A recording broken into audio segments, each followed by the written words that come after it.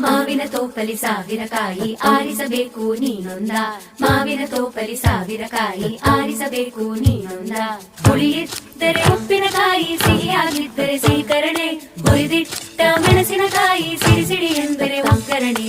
ಮಾವಿನ ತೋಪಲಿ ಸಾವಿರ ಕಾಯಿ ಆರಿಸಬೇಕು ನೀನೊಂದ, ಒಂದೇ ಹಣ್ಣಲ್ಲಿ ಬಗೆ ಬಗೆ ರೀತಿ ಇಟ್ಟನು ಯಾಕೆ ಭಗವಂತ.